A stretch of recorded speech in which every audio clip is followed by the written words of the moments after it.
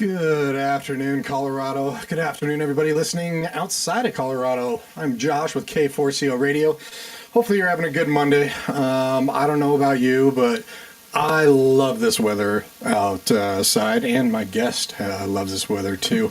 Sorry, Sarah, our vice president, who loves it in the high 70s and 80s and stuff like that, but this weather is absolutely beautiful. Hopefully she's watching. But yeah, we have two wonderful interviews today. One right now and one at 5:30. Right now we have Drew. How do you say her last name? Ahlborg. Ahlborg. That's what I thought. I was 99.9%. Drew Ahlborg. She's a co-founder and executive director of Bullying Recovery Resource Center. This is in Denver, Colorado at 2175 South Jasmine, Suite 203. You can go to the website Bullying Recovery Resource Center.org, and there's a phone number on that website, 303-991-1397. If you're listening on the K4CO Radio mobile apps or on our website, k4coradio.com, do know that you can move over to one of the K4CO Radio social media platforms. We are broadcasting live on there, so you can see our beautiful faces here in K4CO.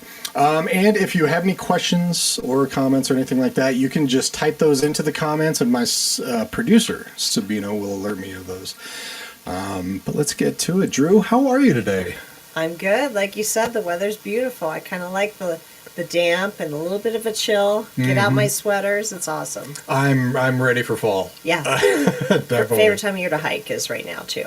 Oh, yeah. Do a lot of hiking? Not as much as I'd like, but yes. Have you done a 14er? I've done 8 14ers. 8 of them? Yeah. Wow. There you go. My 14er days are done, though, now. They're done now. Yeah. All right. Fair enough. Well, tell us a little bit about yourself, how you got started with Bullying Recovery Resource Center. Well, first of all, thanks for having me on the show. Yeah.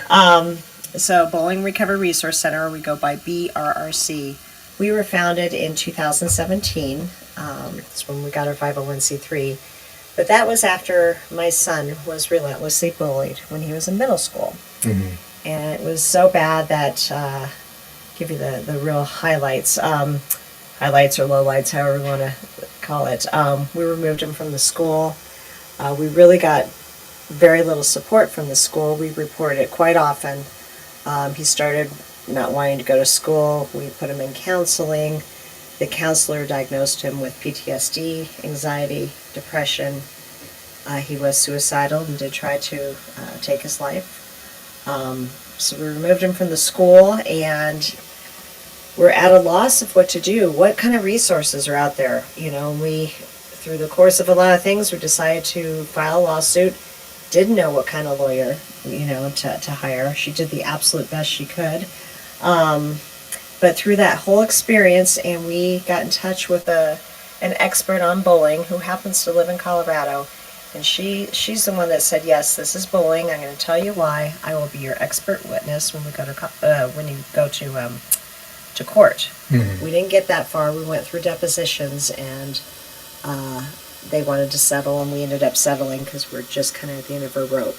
Right. But through that whole process, as we're settling things out, my husband and I started thinking well, first of all, we started getting contacted from people not only in Colorado, but from across the country. 9 News did a story on us, and they aired it in different markets, and people were contacting us, thinking we knew what we were doing, telling us their story, which was very similar, and we found out that bullying is very common, and it happens in any kind of school, public, private, parochial, charter school, you name it. And it always, there's things that make it bullying, and it's up to the school to stop it. They're required to stop it, actually, and it takes a trusted adult, especially with children, to make that happen. So we decided maybe we could make a difference. We can help with those parents that are in that spot where, I don't know what to do. I don't know where to turn. Nobody seems to understand. I've been ostracized by the whole school, which was part of our story as well. What do I do? And that's where we come into play. So we've been doing that since 2018. That's when we opened our doors and started working with families Started in the metro area, and now we work across the state of Colorado. When you say ostracized from the school, without getting too much in depth, I mean, what does that look like? What do you mean by that? The whole school kind of turned on us. The parents never talked to me anymore. We got sideways looks. My daughter still went to school there for a while. It was uncomfortable for her.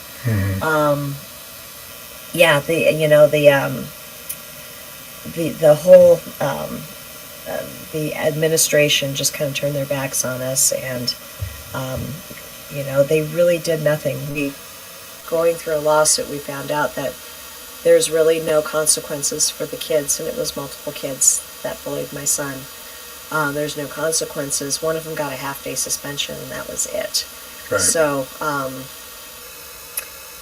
it was interesting. After we left the school, people came out and said, we have your back, we support you, we're proud that you stood up to the school. But it's a whole phenomenon with bullying anyways. Like, kids don't sometimes want to stand up for one another because they're afraid they're going to be the next target. Right. So, yeah. Was this physical, emotional, kind of all of the above? Yeah. On that? The only thing that really wasn't touched with him, or it was very minimal, was cyberbullying. But he was verbally abused. I think that's how it started, and physical, and definitely that emotional, relational bullying. One of the things that would happen to him, he'd go in the lunchroom and sit down at a table, and the kids would get up and leave. And he will probably tell you to this day that that's what harmed him more than anything else, even the physical stuff.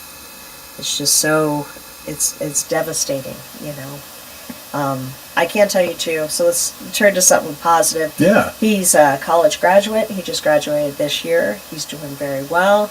He lives out of state, looking for a job in his profession, and has a litany of friends. He has done a lot of recovery. Very so cool. There is hope. Right. Yeah. Right. Definitely. Yeah. No, and I know school was a hard time. I actually had a hard time when I was young, kind of similar on that. But it's a new world today, and you said even cyberbullying today, and it's kind of like, back in the day you had to say it face to face, and it was more of a personal thing. Now, like, the cyber is just that's insane. Part of it. It is. It's insane, and it is growing. You look at the statistics, obviously, because more kids are getting their phones and their tablets. And however, I know there's a big movement with the parents now to kind of take away that stuff, or wait a couple more years to give them phones, or right. phones with all the internet access and things like that. But it's still the number one type of bullying out there is verbal bullying. So I'm talking face to face versus specifically online. And I know there's even legislation out there trying to get it so that minors can't have social media accounts and stuff like that. Yeah. And I know even across the pond, they've done that. So I was in where was I? I was up in the Netherlands for a conference, the World Anti-Bullying Forum, and there's a movement there. They're taking the phones away from the kids during the school day. Which I think they should. Yeah. Definitely. You recently had a gala. We did. All right, yeah. So tell us a little bit about that. So it was our second annual Belong Gala. Okay. Because we want to create a place where everybody belongs. Bullying doesn't happen in a place where everybody feels part of. Right. And everybody's treated with some kind of respect and wanted. So we had our second annual gala. It was fabulous. We had some great entertainment this year, and raised, we beat our record for last year. So for our sophomore gala, it was we did very well and had a great time. Nice. Yeah, met a whole lot of new people. Very cool. So very grateful. Well, definitely doing better than the last year. That's what you can always wish for, right? That's right. So, yeah, absolutely. I wanted to talk on your website. So the BRRC, and if you're just joining along, Bullying Recovery Resource Center. You can always message the station through our website or the app that you're listening on, or if you're watching through our social media platforms. Your website focuses kind of on 3 different avenues: advocacy, education, and community. I'd like to kind of talk about those real quick, starting with advocacy, of course. And I'll tell you, that's what makes us very unique. There's a lot of bullying prevention charities out there. A lot of them go in and do the assemblies. They might work in the school and things like that. we're all needed. I've seen some outside, like King Supers every once in a while, like Yeah, the grocery stores, trying to raise money, and So we are a little different because our advocacy piece, which is right now our biggest piece, I would say, of the 3 programs we have, is we provide wraparound support individually for families. So just like we were, all those years ago, if a family contacts us and says, listen, my son or daughter's being bullied, it's been going on for a while, the school doesn't seem to be responding, he or she doesn't want to go to school, litany of things, we work with that family to kind of figure out best next steps for them. And there's not one recipe for this. It depends on the school, it depends on what the school's willing to do, it depends on the family and the child. The child's like, I'm done, I don't want to go here anymore, I'm terrified. Maybe we would look for a new school, new district, maybe they go to homeschooling. It just depends. So we will walk through that with the family and kind of determine, and if we can push back against the school and really try to get them to make some changes and to protect that child. That's ultimately the goal, but sometimes it's best to just remove the child. When you don't really get school support, then there's not a lot of options when it comes to that. I actually even remember it's not till about 5th grade when I switched schools where I learned what friendship was. Yeah. So, in that instance, actually, I mean, now being a grown-up and everything, I was actually kind of thankful because it showed me who I wanted to hang out with, what true friendship was. But it's definitely not fun at all when it's happening.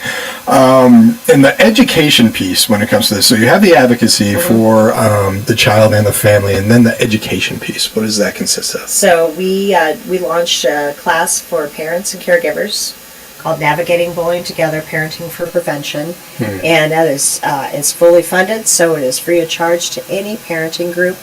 We have taught it across the state. We have partnered with other organizations like PFLAG, Boys and Girls Club. There's several other ones, the Autism Society of Colorado, where we teach, so we can kind of change it a little bit to focus in on children that might be in a different class or, a protected class or something like that. And it's what bullying is, what it isn't, why it needs to be addressed, how to report it, next steps if things aren't happening, and then obviously all our information too if they need to contact us. Is it also kind of like a how to react to it? Yes. Yeah. Okay, I figured. And I can tell you from our personal experience, like, I was probably too passive, and my husband wanted to go burn down the school. Right. Both of them were wrong responses, right? And one of the things we tell every parent that contacts us, if your child comes to you and says something's going on, I'm being picked on at school, and it might just start with that, right? Just, I don't feel good at school anymore. You close the computer, you turn off the phone, and you give them your attention, and you listen. Right. And, you don't react in those big ways that we probably want to, and assure them they've done nothing wrong, that together you're going to walk through this and find a solution together. They will be part of that process as well. Is a lot of it kind of how you would recommend parents deal with it, is talk to them and then let them deal with it first, see if that works, or does it get the other family involved, or the school always tell you don't contact the other family. Okay. 46% of bullying is not reported to a trusted adult. 46%. Yes. It's kind of an alarming statistic. Lots of reasons for that. Maybe the child reported in the past, they got no support. Right. Or they weren't believed, or it got worse, or they're a bigger target. It could be all kinds of things. So a lot of times when the child will start telling, especially their parents about it, it's like these little tidbits, right? The first thing my son told me is he was being called names every day at school. So that's how it started. That's what he told me. Right. Yes. Okay. Yeah. Gotcha. And slowly but slowly, more things came out. Yeah. So we tell parents, if they're telling you this much, chances are it's a little bit more so. Gotcha. And then, of course, the third part, community. On this, which community is a huge, huge thing. And that's why, in my mind, the whole cyber stuff and the whole social media, all that does is negate community, because You're right. it's an online, it could be anybody from anywhere, where it's not, community is face to face, it's, you Yes. know, right next to each other. So the community aspect of this. Yeah, so we, as an organization, we're out in communities all the time. This summer we spent a lot of events. The Autism Society of Colorado, they have a walk. We were at Pride this year. We were at actually a couple different Pride events through the state. The American Foundation for Suicide Prevention, they do a walk, so we always have a booth there. Yeah, we're at health and wellness events too, just to reach more parents, to tell them that we exist, that we're there for them. Hopefully they never need us. But That's what we hope, right? Yeah, exactly. Yeah. I would like to work myself out of a job, quite frankly. Yeah, exactly. It's not I mean, going to happen. It's not going to happen, unfortunately. Yeah. I mean, it's kind of like the whole, you know, cancer research. We want doctors out of a job. But, Absolutely, or you know. researchers, right? Exactly, but you know, unfortunately, it won't. Are there stories? So, I mean, you went through a lot personally with your son. Since you started this back in 2007, are there like stories or instances out there where you've helped another family, another person that just kind of reminded you why you started this? Oh, daily, almost daily, yeah. And we hear our story kind of over and over, at least bits and pieces of it. Yeah, I mean, a lot of times by the time the family gets a hold of us, it's pretty bad, right? Some of the process too, when we intake a family, we talk a little bit about, you know, what's the behavior of the child? Are they exhibiting some difficulties, possibly mental health struggles? So a lot of kids, you know, they're in crisis already. You know, they're traumatized. They are depressed. They might have PTSD, anxiety. They don't want to go to school anymore. Right. They have a perpetual stomach ache and headache. So yes, we're reminded every day, you know, and, you know, very grateful we get to do this. And, you know, I think my husband and I, having this experience, we empathize. Although all the advocates we've brought on, they're generally parents we've helped in the past, and they want to give back. So they'll come and do advocacy work with us as well. Right. And, but yeah, they have that empathy. They understand. They've walked in those shoes. There's something about being a parent and your kid going through crisis and you don't know what to do. That's just, you know, it brings you to your knees. I honestly can't imagine. I mean, I don't have any children that way. You know, I mean, and you know, I was a child that didn't have any friends or anything when I was really young. But I know that even my mom today, when I bring it up, doesn't really like talking about it. Mm-hmm. You know, it's like she remembers it. Yeah. And I can't imagine feeling helpless about that. So do you think a lot of families just really just try to take care of this inside their family as much as they can before they reach out? Sometimes, yeah. Or sometimes they just don't know until, like I said, it's gone on Too for late. a while. Right. I mean, our experience, I think, had been going on with my son for a while, and it was finally one day, I think it was in February, where I picked him up from school and he just started talking a little bit. So It was just one day out of the blue. yeah, I mean, but I had seen a lot of changes in him. He was getting really quiet. Mm-hmm. He appeared depressed. He wasn't going over to a friend's house anymore. They weren't coming over on the weekends. Things had changed, you know. Mm-hmm. His grades were not as good as they had been. But more than anything, he just, you know, what he got in trouble for, you know, when he was younger, more than anything else, was talking all the time. He's a jabbermouth, and he has a skill where he can talk and talk to his friends, and the teacher can be lecturing, and the teacher like, "Hey, what did I just say?" And he could repeat it. So that's impressive. Yeah, it is impressive, and they can't, you know. All right, you must be listening somehow. I don't know how he's doing this. So that's who he was, and then it kind of stopped. Right, he wasn't that chatty. And I know kids change in middle school and they get kind of quiet anyways, or they don't want to talk to their parents, but it was more than just that. And he finally started telling us, and quite honestly, we didn't know to the extent of some things until he was deposed. And, you know, we found out how physical the bullying was too. So, and I think those are things you just didn't want to talk about. You didn't want to tell anybody. Right. So there's a lot of shame when a child is bullied. If you are listening to us, 303-991-1397, that's Bullying Recovery Resource Center, and it's the same on the website, bullyingrecoveryresourcecenter.org. If you are watching, you're going to have this information on the screen, but your website says, and I really like this a little bit, bullied children can help other bullied children recover. And thinking about your son, how did he take this when, like, even all the way up to today, where that quote can stand out? I'm going to tell you about his experience. So he went through that, and it takes a while sometimes for kids to start recovering. And so our story got out there, like I said, in iNews. We had people contacting us, and one family in particular contacted us, and she was going through some pretty dire stuff, and she wanted to address the school board. And my husband and my son and the mom and the young lady got together. They had lunch. The kids didn't say a word to each other, but they did give each other's phone numbers, and they started texting back and forth. So she addressed the school board, and we came up as a family, and he could support her. And they continued to text, and he was there because he understood where mom really can't as much, you know, we couldn't as much, but she had this peer that was like, yeah, dude, I understand, and I'm so proud of you, you know.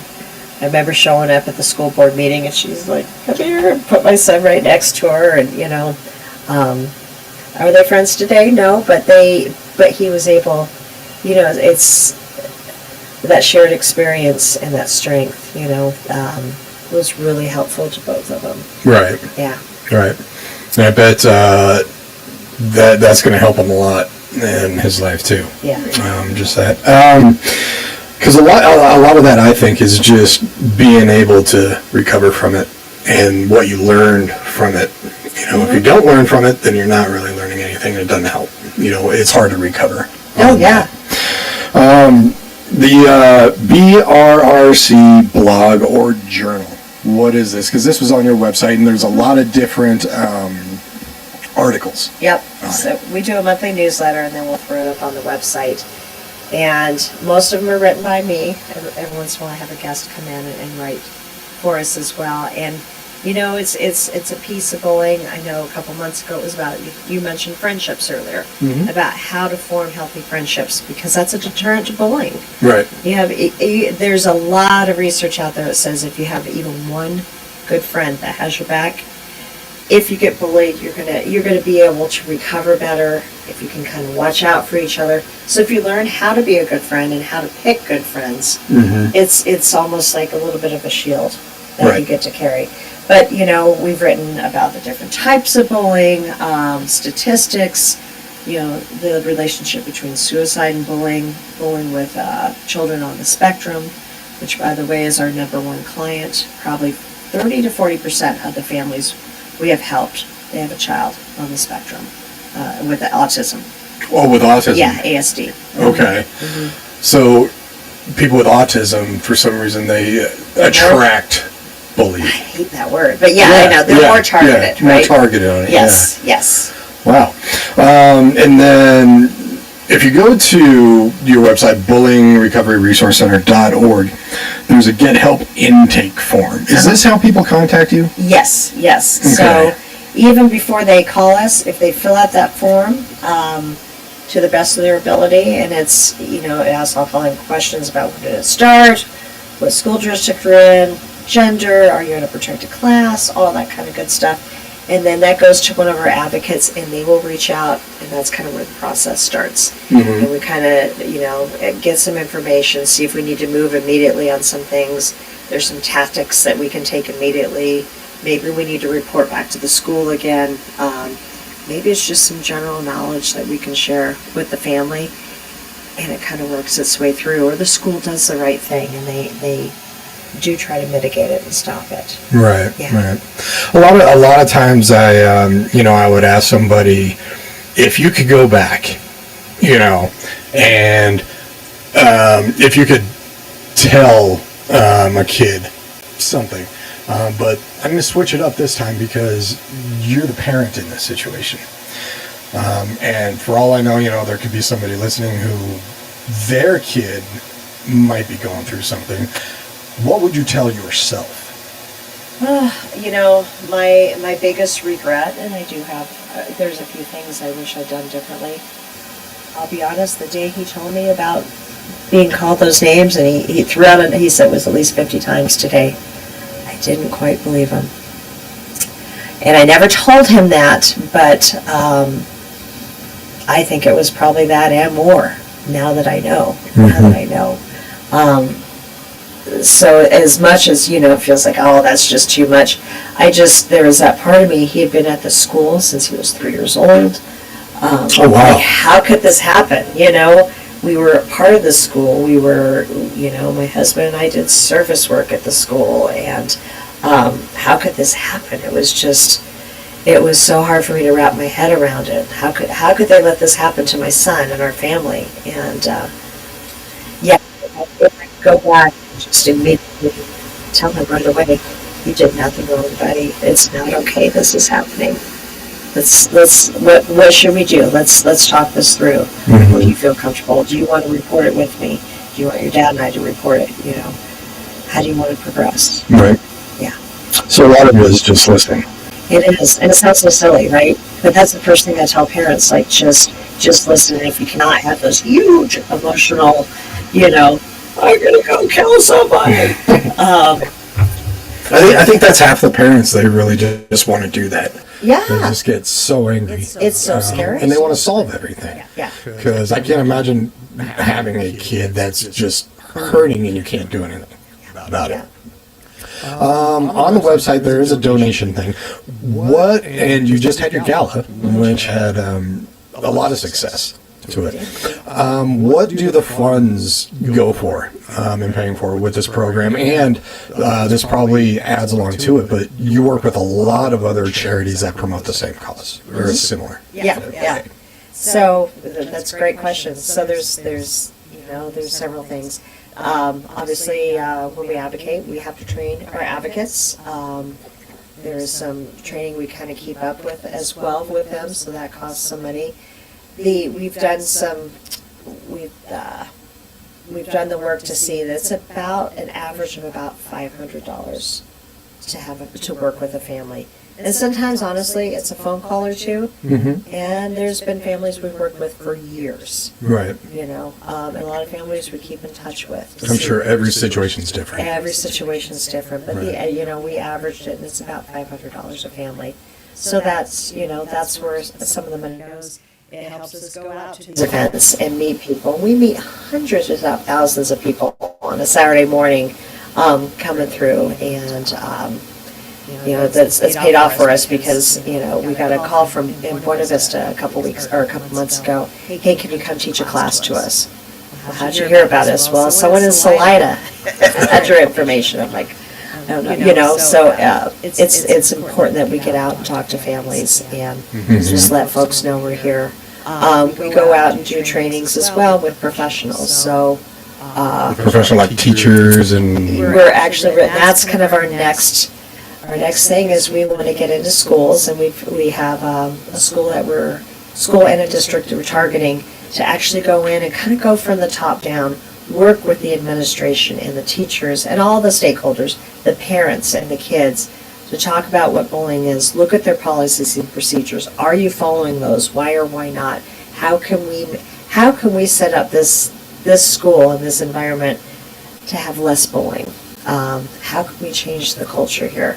So we really want to be able to impact a whole community. Mm-hmm. So that's kind of our next thing. I think it looks like that's going to launch in January. So very excited about that. Collect some data, and it would be lovely if it is successful to implement this more on a state level. that is great if the schools want to get involved. Absolutely. Yeah. And there is schools out there like that. We know it's a problem, and we don't know. Come help us, and boy, we want to, right? Mm-hmm. Yeah. Right. Also, I was curious, is this something that people can volunteer for to help out? And if so, I mean, what types of things can volunteers do if they wanted to join? So we have a lot of volunteers that work those events with us, so that's great. They get to go out and meet the community with us. We will definitely be looking for folks to help us implement this with the school district, preferably people maybe with a teaching background or, retired teaching and things like that. Always looking for people to contact other folks in the community and let them know about us. We send out brochures to them. So I have volunteers on a pretty regular basis that do that for us. There's sometimes some administration things. It's not as exciting, but it's still necessary. But, we have some outreach type folks. That's very important that we have those, people that know a little bit about us that can talk to mental health facilities and rec centers and pediatricians and let them know that we exist. So we can be a resource, so the pediatrician can hand somebody, I heard you say bowling. There is a resource out there for you. Take a look at the file and see, Right. can help you. Right. Do you see it's been 8 years since you started this? Do you see some students that kind of utilize you guys that still help out or that still reach out and kind of, I don't know, stay in touch with how their life has changed? There's a handful of folks. There's one lady that's going to college on the East Coast. She was bullied as a senior in high school to the point where she finished her senior year of college on the line. And the teachers adored this young lady, so they more than willing to do whatever it took to help her through. And brilliant young lady, she's at an Ivy League school. But she, most of the time she's in town, she drops us a line. She's doing a lot of involvement out there to help promote not just bullying, but kindness and creating a more inclusive environment for at the college. Our speaker this year at the gala is a family that's in Grand Junction. He is a young man who has a disability who was relentlessly bullied, physically bullied, to the point where it caused him some distress for a couple of years. Physical, we had to deal with physically. But he's at the college out there, he's at Mesa State University, and doing well, and, we keep in touch with the family. We got to go out to dinner with them a few months ago, and so there's a handful of folks that we talk to here and there. Every once in a while, I get a phone call or an email or a text from the family, and it might be their child sitting on their dorm bed as a freshman in college, or I got a lovely text a few years ago where her son was interviewing for his first job. She said, if he hadn't come in, if we hadn't worked through this together, he gained some self-esteem back, he would be able to do this. So, we are lucky enough to hear back from people from time to time. Do you find that the majority of it today, I mean, it's a little different from back in the day where there was just a lot of fights. It seemed more physical back in the day. And, it seemed more like the sticks and stones thing. Sticks and stones, break my bones, words when they hurt me. It seems like it's flipped on that where physical is maybe bringing it down just because schools, there's no fighting in schools that they try to enforce. But I've heard that a lot of it is really just taking on that emotional part of it today. And we have dealt with a lot of families that they've endured physical bullying. Sometimes it's not on campus, but that's the nexus, right? That's how the kids know each other. So I don't know, it has dropped somewhat, maybe, but this bullying still is happening. But yes, I would say probably the most detrimental are the relational, emotional bullying. We often think about that's the mean girl, right? Where the girl gets shunned, we don't like you anymore, we're going to spread rumors, we're going to diminish your reputation, things like that. So that's true. If it happens with boys too, it might be a little bit different. might be as much gossip and things like that, but it is those things where kids can stand on your biggest beliefs. Incredibly detrimental, and I think that can be, as trauma invoking as any other kind of bullying out there. Oh, Yeah. You said that you and your husband were quite opposites. And we finally eventually got together. We definitely, became a team as we walked through this, as we got his son help. We elected to get him some mental health help. And I'll tell you the best piece of advice that was given to us, and it was by a bullying expert who sat on the board for a while, to get him into volunteer work. And she said, have it be something that has nothing to do with bullying kids. So he worked, he was at Rensley in a youth capacity, and for several weeks we had to work with cats and see dogs and hamsters and all that stuff. And then he worked as an assistant camp counselor for free with little. He discovered he's really good with little people. He really liked the 2 and 3 year olds. Mm-hmm. So I think that is as much of his recovery as probably everything else. But he struggled all through high school, not with bullying, but just with kind of recovering from this. College, we had to ground now, it took a little while, but he has so many friends from college, and they're good friends. It's those friends that I wrote about in the article. It's like they have each other's back, they have a nice bond with each other, they hang out, they treat each other with kindness, so, right. Yeah. So you kind of spoke about your next steps of getting into the school district. Yeah. And the schools. What are the plans? Where do you see your organization going in the next 5 years? I mean, what's kind of like the path? We've kind of talked about a couple of things. So we are just in the state of Colorado, and that's because the laws are different from state to state in regards to bullying and harassment. So we are very knowledgeable about bullying laws and what should be done in the state of Colorado. In fact, we've helped get one of those laws passed. So what do you mean the laws are a little bit different when it comes to that? What liability of the school might be and things like that. So in Colorado, if bullying is reported, there is a law that states the school is required to investigate for an imbalance of power. That's what makes it bullying and not conflict. There's always a difference of power. There's 3 things, but that's one of them. It might be different in different states. They might identify it differently, things like that.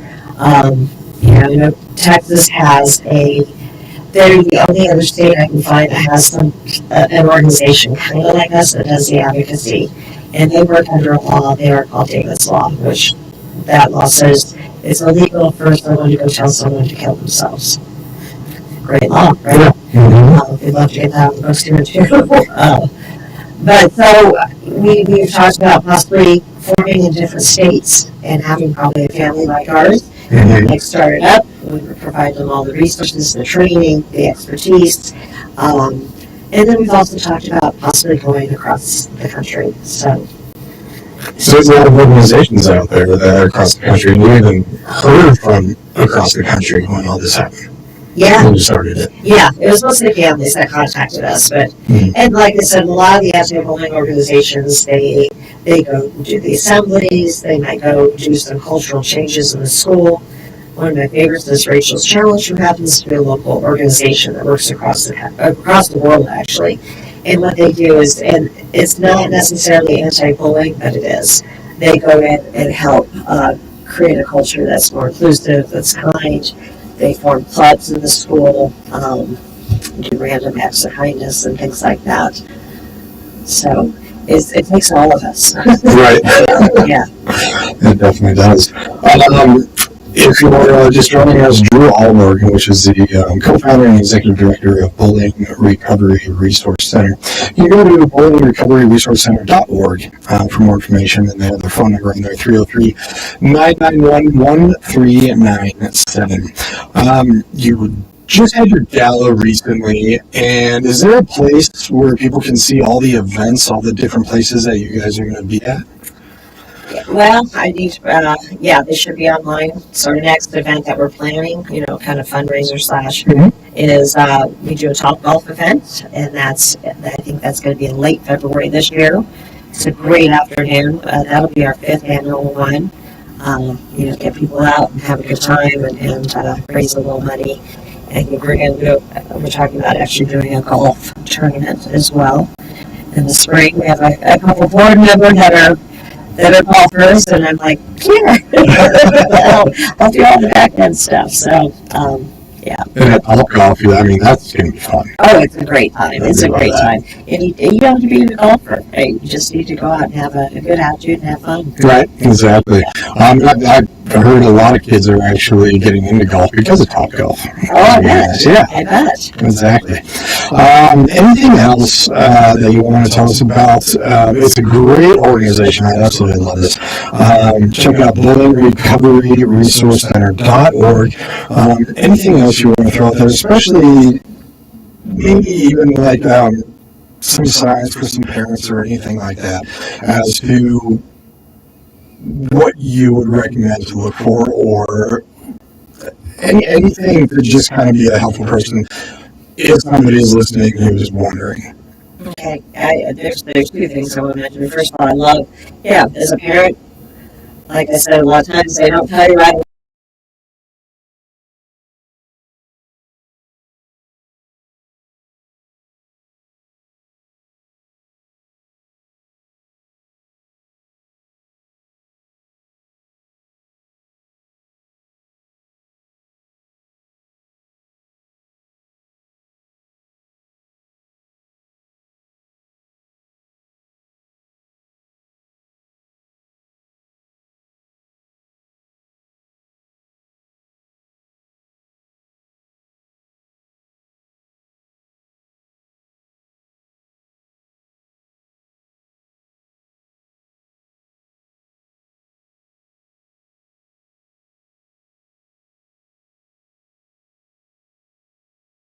What'd you do? Nothing. Right. All right.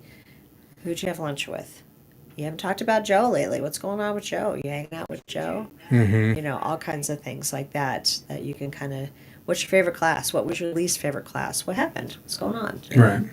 And it is October is Bullying Prevention Month. So Did not know this. Okay. Yes. October. Yep. And it's a time. Our organization, we do something called the 31 Days of Upstanders. And that's where we talk about those kids, those people that will actually intervene on behalf of a child being targeted, being bullied. Mm-hmm. And there's all kinds of ways to do that, from the kid that kind of gets in the middle and says, knock it off. Or they might use humor. If any of us gave a rat's butt about what you had to say, this might have an impact. Or, whatever it might be. Mm-hmm. As well as that child that maybe will go to that child afterwards and say, I saw what happened. It's not okay. Right. Do you want to come have lunch with me? Mm-hmm. I'm going to check on you later. Do you want to report it together? My son had an upstander that we didn't know about until we pulled him from the school. And the kid came forward and said, I went to the school with my mom and told them what I witnessed. So, and even though it didn't happen in the moment, he didn't know about it, that helped my son recover, right? Someone had his back. Right. And it was just like, okay, I'm not crazy. Because these kids think like, well, maybe I deserve this. Nope. Right. Nope. Right. No one Exactly. deserves to be bullied. I completely 100% agree with that. Yeah.